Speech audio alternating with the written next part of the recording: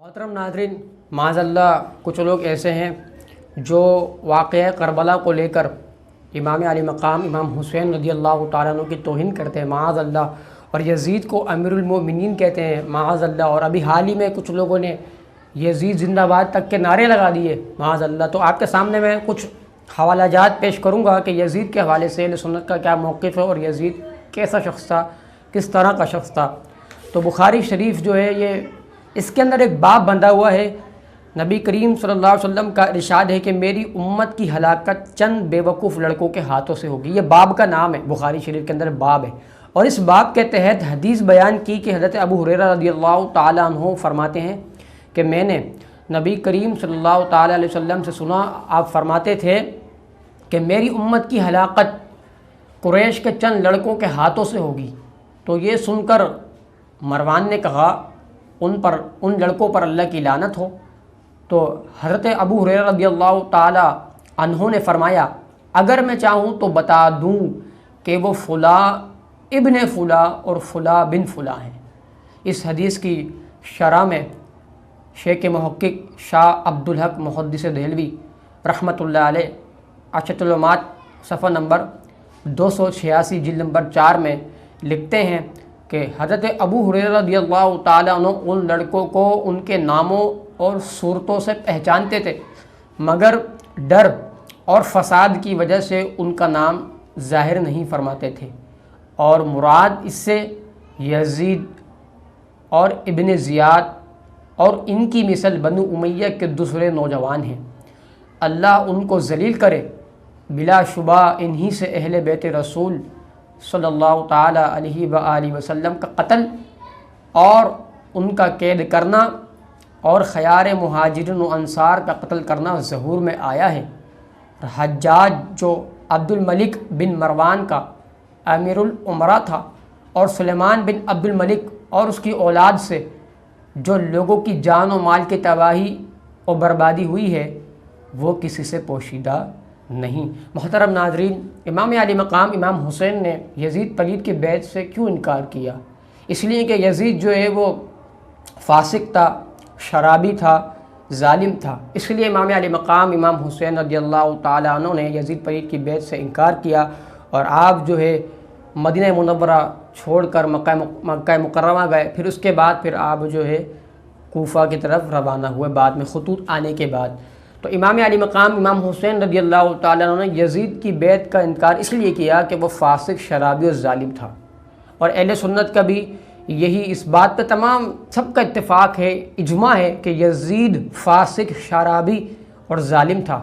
مگر افسوس کہ ایک اجماعی نظریہ ہے، متفق علیہ نظریہ ہے کہ یزید فاسق، شرابی اور ظالم تھا، آج اس کو جو ہے چھیڑا جا رہا ہے، اور یزید زندہ باد کے معاذ اللہ نعرے لگائے جا رہے ہیں۔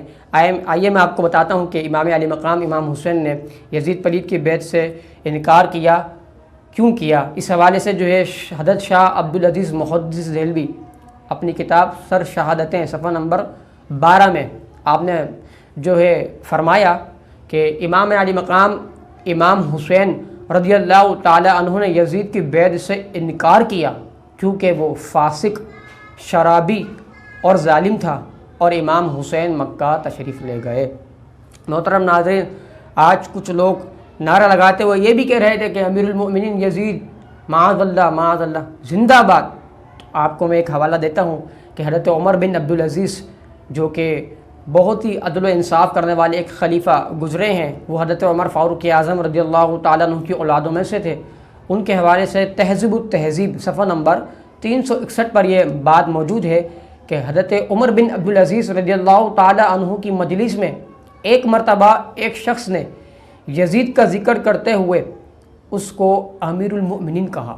معاذ اللہ، ایک شخص نے امیر المؤمنین حضرت عمر بن عبدالعزیز رضی اللہ تعالیٰ کی مجلس میں ایک شخص نے یزید کا ذکر کرتے ہوئے یزید کو معاذ اللہ امیر المؤمنین کہا، تو حضرت عمر بن عبدالعزیز رضی اللہ تعالیٰ عنہ سخت ناراض ہوئے، اور آپ نے فرمایا تقول امیر المؤمنین، تو یزید کو امیر المؤمنین کہتا ہے؟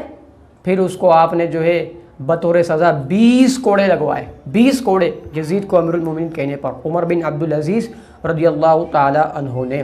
اور آج کل کچھ لوگ یزید کو صحابی تک کہتے ہیں اور صحابی تک جو ہے اس کو ماننے جا رہے ہیں، معاذ اللہ۔ اور ایک جو ہے اسلام آباد میں خطیب ہیں، انہوں نے کیا کہا؟ انہوں نے کہا کہ کم از کم یزید کو رضی اللہ تعالیٰ عنہ نہ کہہ سکتے تو کم از کم رحمۃ اللہ علیہ کو، معاذ اللہ۔ تو آئیے میں آپ کو بتاتا ہوں یزید کیا تھا۔ تہذیب و تہذیب کے اندر یہ موجود ہے کہ یزید پلید کے بارے میں یہ بات موجود ہے، لیس بأہل ان یرا عنہ، یزید اس بات کا اہل ہی نہیں تھا کہ اس سے مبارک حدیث لی جاتی، یعنی اس سے کوئی حدیث نہیں لی گئی، وہ اس بات کا اہل ہی نہیں تھا کہ اس سے حدیث لی جاتی۔ یزید پلید اس بات کا اہل نہیں تھا۔ اور امام علی مقام امام حسین تو صحابی ہیں، اہل بیت بھی ہیں، اہل بیت میں سے بھی ہیں اور صحابی بھی ہیں۔ اس حوالے سے میں آپ کے سامنے روایت پیش کروں گا کہ جامع ترمذی کے اندر یہ روایت موجود ہے۔ نبی کریم صلی اللہ تعالیٰ علیہ وآلہ وسلم نے فرمایا، ہر نبی کے 7 نجبا اور رکبا ہوتے ہیں، اور مجھے اللہ تعالیٰ نے 14 عطا فرمائے ہیں۔ ان میں حضرت ابوبکر صدیق رضی اللہ تعالیٰ عنہ اور حضرت عمر رضی اللہ تعالیٰ عنہ، حضرت عثمان غنی رضی اللہ تعالیٰ عنہ، حضرت علی کرم اللہ تعالی وجہ الکریم، اور امام حسن و امام حسین بھی ہیں۔ شیخ محقق شاہ عبدالحق محدث دہلوی فرماتے ہیں ان 14 کو نجابت کے اعتبار سے تمام صحابہ پر امتیاز حاصل ہے۔